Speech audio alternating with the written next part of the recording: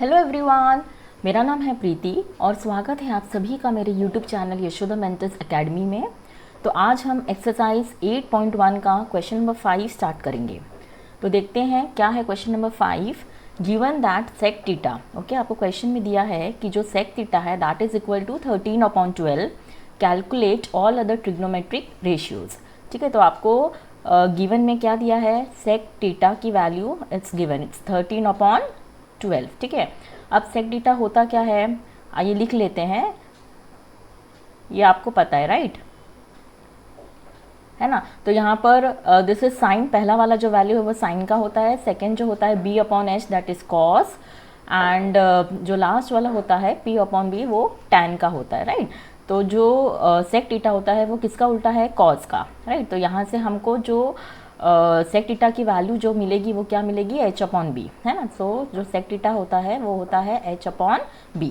Clear. तो यहाँ पर हम अज्यूम करेंगे कि let your h is equal to 13K, है ना, and b is equal to 12K। Clear. Okay, अब यहाँ से हम क्या निकालेंगे, परपेंडिकुलर निकालेंगे। आपको पता है कि यस आपको क्या पता है, आपको पता है कि h स्क्वायर है ना, पाइथागोरस थ्योरम, राइट। क्या होता है Pythagoras theorem, yes Pythagoras theorem होता है h square is equal to p square plus b का स्क्वायर। अब यहाँ से आपको क्या पता है, h स्क्वायर, h की वैल्यू पता है कितनी है, 13K, है ना। तो इसका square is equal to p तो हमें निकालना है, p square plus b square, b कितना है 12K का स्क्वायर। ठीक है, अब 13 का स्क्वायर कितना होता है 169, k का square k square is equal to p square plus 12 का स्क्वायर होता है 144 एंड k का स्क्वायर इज k स्क्वायर। तो हम p स्क्वायर को यहीं रखेंगे, ये 144 k स्क्वायर को हम इस तरफ शिफ्ट करेंगे तो ये हो जाएगा minus, right, that is 169 k square minus 144 k square. ठीक है, तो 169 माइनस 144 कितना होता है, माइनस करके देखो आप लोग। So 169 minus 144, so this will be how much, 9 minus 4 is 5 and 6 minus 4 is 2, right. So ये आया 25K स्क्वायर। ठीक है, सो जब हम p की वैल्यू निकालेंगे तो इसको क्या लग जाएगा, अंडर रूट लग जाएगा, राइट, बिकॉज p जो है वो यहाँ पर आपका स्क्वायर में है, राइट। तो जब ये स्क्वायर हटाएंगे तो इसको क्या लग जाएगा, अंडर रूट लग जाएगा। अब यहाँ से रूट 25 की वैल्यू क्या होती है 5, एंड यहाँ से ये रूट और ये स्क्वायर कैंसिल, तो बचा खाली k, राइट। सो p की जो वैल्यू आई वो क्या आई आपकी 5K। क्लियर। ओके, सो जो परपेंडिकुलर आया that is equal to your 5K। ठीक है, अब यहाँ पर आपको क्या बोला गया है कि calculate all other trigonometric ratios, बाकी ट्रिग्नोमेट्रिक रेशियोज भी आपको निकालनी है। ठीक है, so let's start. The first one जो होता है वो होता है आपका साइन थीटा। साइन थीटा यहाँ पर जो यहाँ पर जो एंगल है वो थीटा ही है, राइट। सो साइन थीटा क्या होता है, यहाँ से देखो, yes p/h that is perpendicular upon hypotenuse. अब परपेंडिकुलर क्या है आपका 5K upon hypotenuse is what, yes it is 13K। सो ये और k cancel, right, so this will B 5/13। ठीक है, अब जो साइन है वो किसका उल्टा होता है, यस कोजेक का, राइट। सो इससे हम कोजेक थीटा भी निकाल लेंगे। कोजेक थीटा क्या हो जाएगा, इसका उल्टा, that is 13/5। Clear.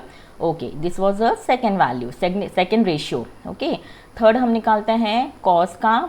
Cos theta क्या होता है, यहाँ से देखो b/h, राइट। सो b क्या है आपका यहाँ पर 12K और h क्या है यहाँ पर आपका 13K, राइट। सो ये k और k cancel, so this would be what 12/13। ठीक है, अब जो सेक होता है वो कॉस का उल्टा है, इट्स ऑलरेडी गिवन, वो क्वेश्चन में आपकी वैल्यू दी गई है ना। सेक थीटा कितना दिया है 13/12, तो वो हमें निकालने की ज़रूरत नहीं है, राइट। अब हम निकालते हैं टैन थीटा। सो टैन थीटा क्या होता है, यहाँ से देखो p/b, राइट। सो p/b, p की वैल्यू क्या है 5K एंड b की वैल्यू क्या है हमारी 12K, राइट। सो ये k और k कैंसिल, सो क्या आया इसका आंसर 5/12 टैन थीटा। अब जो कॉट थीटा होता है वो टैन थीटा का उल्टा है, right. So cot theta would be what, cot theta will be 12/5। Clear. तो ये हो गई सारी ट्रिग्नोमेट्रिक रेशियोज की वैल्यूज जो आपको निकालने बोला है। क्लियर। तो इस तरीके से आप इनको सॉल्व करना है। ठीक है, जो भी आपको दिया गया है उससे पहले आप परपेंडिकुलर बेस, जो भी आपको निकालना है वो पाइथागोरस थ्योरम से निकालो, फिर बाकी की जो ट्रिग्नोमेट्रिक रेशियोज है उसको फाइंड आउट करो, ठीक है। ओके, जैसे आपने साइन थीटा निकाला, जब साइन थीटा निकल गया तो आपको पता है कोसेक थीटा साइन थीटा का क्या होता है, उल्टा होता है, राइट। फिर हमको कोसेक थीटा निकल गया, फिर जो कॉस थीटा होता है वो बी अपॉन एच होता है, राइट। अब सेक थीटा तो ऑलरेडी आपको दिया गया है जो कि कॉस थीटा का उल्टा है, राइट। फिर हमने टैन थीटा निकाला, अब टैन थीटा किसका है, यस कॉट थीटा इसका उल्टा है, राइट, टैन थीटा का। तो बस इसकी वैल्यू हमने इस तरीके से निकाली, clear. So this was question number 5। Now we'll move on to the question number 6. So let's see question number 6 क्या है। If angle A and angle B are acute angles, acute angles बोले को तो कौन से angles होते हैं, वो angles जिसका जो measure होता है वो less than 90 डिग्री होता है, right? Such that cos A is equal to cos B, show that angle A is equal to angle B। ठीक है, तो यहाँ पर आपको क्या दिया है, cos A is equal to B, ये आपको दिया है, right. cos A is equal to cos B, और आपको शो क्या करना है कि angle A is equal to angle B। तो इसके लिए हम एक डायग्राम बनाएंगे, ओके, राइट एंगल्ड का एक डायग्राम बनाते हैं, ठीक है। दिस इज A B, और यहाँ पर सी एक चीज़ और, यहाँ पर कौन सा दो एंगल्स है एक्यूट एंगल्स, एंगल A और एंगल B, मतलब यहाँ पर हमको B लेना पड़ेगा, okay, because these two angles are acute angles, और यहाँ हम लेंगे C, clear. So this is your diagram as per the question, okay, क्योंकि यहाँ पर आपको क्वेश्चन में बोला है कि एंगल A और एंगल B एक्यूट एंगल्स है, सो ऑब्वियसली हमने यहाँ पर एंगल A और एंगल B बनाया, और ये C जो है वो 90 डिग्री होगा, राइट।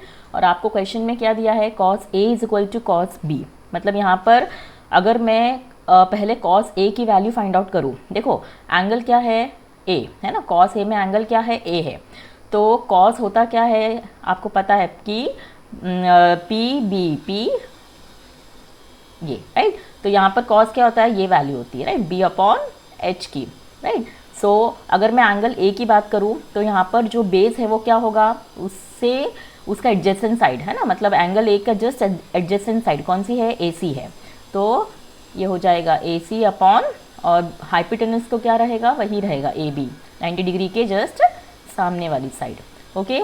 अब cos B की बात करते हैं, अब एंगल चेंज हो गया, अब एंगल कौन सा है B, तो और है कौन सा ट्रिग्नोमेट्रिक रेशियो, cos ही है, राइट। तो यहाँ पर एंगल B के अकॉर्डिंग जो बेस होगा, है ना, क्योंकि cos क्या होता है, बेस अपॉन हाइपोटेनस, तो जो बेस होगा that is your adjacent side, that is BC, right, लगी हुई साइड, BC अपॉन हाइपोटेनस कौन सा होगा, वही रहेगा, that is your AB, clear है ना। मतलब जो cos A है, पहले आप एंगल A को कंसिडरेशन में रखकर बेस अपॉन हाइपोटेनस निकालो, और फिर एंगल B को कंसिडरेशन में रखकर बेस अपॉन हाइपोटेनस निकालो, ठीक है। और हाइपोटेनस आपका बदलता नहीं है, सिर्फ बेस बदलेगा, ओके, एज पर दी एंगल, ठीक है। अब यहाँ पर आप क्या बोल सकते हो, यस, यहाँ पर मैं एक चीज़ कर सकती हूँ क्या, यस, ये देखो ये AB और AB कैंसिल हो गया, बिकॉज दोनों इक्वल साइन के नीचे है डिनोमिनेटर में, राइट। सो ये क्या हो जाएगा, AC is equal to BC, ठीक है। अब यहाँ पर AC कहाँ पर है, ये, राइट। तो इसके जस्ट देखो, अगर दो साइड्स सेम है, ओके, ये एक प्रॉपर्टी है कि अगर दो साइड्स इक्वल है तो उनके जस्ट सामने वाले एंगल्स भी क्या होते हैं, इक्वल होते हैं, right.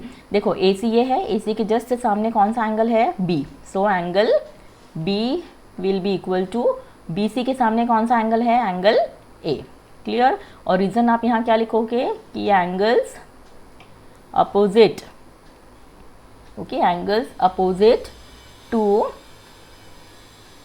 Equal sides are also equal, ठीक है। ये एक आपकी प्रॉपर्टी है कि अगर आपके दो इक्वल साइड्स हैं तो उनके जो सामने वाले एंगल्स होते हैं वो भी इक्वल होते हैं, राइट। सो यही आपको शो करना था, है ना। तो ये हो गया आपका शो करके, that is, so we can say therefore angle A is equal to angle B, okay, यही आपको क्या करना था, शो करना था, अंडरस्टूड, राइट, ओके।